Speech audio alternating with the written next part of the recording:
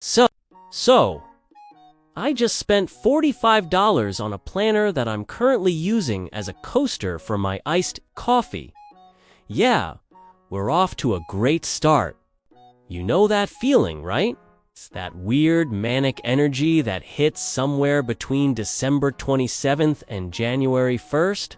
It's like a collective fever dream where we all collectively decide that, despite 30 years of evidence to the contrary, we are suddenly going to become that person.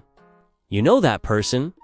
The one who wakes up at 5 a.m. without an alarm, drinks something green and swampy for breakfast, and actually knows what their 401k is doing. I fell for it. Hard. This year, I didn't just make a list. I drafted a manifesto. Sat at my desk for 3 straight hours, with 3 different colored pens and a level of focus I haven't shown since I was trying to find a shiny Pekkaman in Arling Ling Wu. I was crafting the cemetery of resolutions. I just didn't know it yet. My list was ambitious, go to the gym 6 times a week, not 3. Not whenever I feel like it. 6, because apparently, in my head, I was going to transform from a sentient marshmallow into a Marvel superhero in roughly 14 days. I also wrote down read 30 books this year. I haven't finished a book that didn't have pictures in it since 2019, but sure, 30 books sounds doable. And the kicker, learn Mandarin. Why? I don't know. I don't even have plans to go to China. A CEO of a Fortune 500 company would probably speak Mandarin while doing a cold plunge, so that's who I am now. I wasn't just planning, I was performing. I was the architect of a version of myself that does not and will never exist. It's a specific kind of neurosis, isn't it? Failure. I wasn't just going to fail. I was going to fail with a high-definition, color-coded roadmap. Day 1 arrives.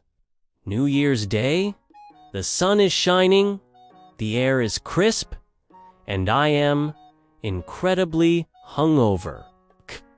But does that stop the new me? No. I crawl out of bed, put on my brand new Steen running shoes, the ones that cost more than my monthly grocery bill, and I stare at them. They're so white, they're practically glowing. They look like they've never touched dirt, which is true because I've never touched a treadmill. I stand there in my living room, dressed like I'm about to qualify for the Olympics, and I have this profound realization. I look at the shoes, then I look at the couch, then back at the shoes, and I think, you know, the year doesn't really start today. Today is just a trial run. It's a holiday. It's basically Sunday 2.0. The real year starts on Monday. Or, honestly, after Carnival. Yeah. Carnival is the real cutoff. And just like that, the first tombstone is placed in the cemetery. By day 2, the Mandarin app notification pops up on my phone. It's time for your daily lesson. I looked at that notification with the same level of disgust I usually reserve for people who talk loudly on speakerphone in public. I swiped it away so fast, I almost cracked my screen. Then came the hunger. The green juice phase lasted exactly 4 minutes. I took 1 sip of the kale spine witch ginger gret smoothie I made, and my body immediately sent an emergency broadcast to my brain saying, "Warning, this is not fuel. This is liquid grass. Abort mission." 5 minutes later, I was on a delivery app, and I wasn't even looking for a salad. I was looking for the greasiest, most sodium-packed burger available within a 5-mile radius. As I sat there on my couch, watching a show I've already seen 4 times. With burger grease on my fingers and my 30-book stack gathering dust on the coffee table, I realized something. I am a professional at self-sabotage, but I'm a fancy professional. I didn't just order a burger, I justified it. I told myself, I need the protein for the gym session I'm definitely doing tomorrow. I told myself, watching this show is actually research for my creative process. I was lying too. Myself with the sophistication of a high court lawyer. The climax of this whole tragedy happened around 8 p.m. on day 2. I walked past the mirror and saw those white running shoes still sitting by the door. They looked disappointed. If shoes could sigh, these things would be hyperventilating. I picked them up, put them back in the box, and slid them under the bed. It felt like a burial. Rest in peace, fitness goal number 1, I whispered. You were too beautiful for this world. We'll try again in 2026. Why do we do this? Why do we build these elaborate cathedrals of productivity just to burn them down 48 hours later?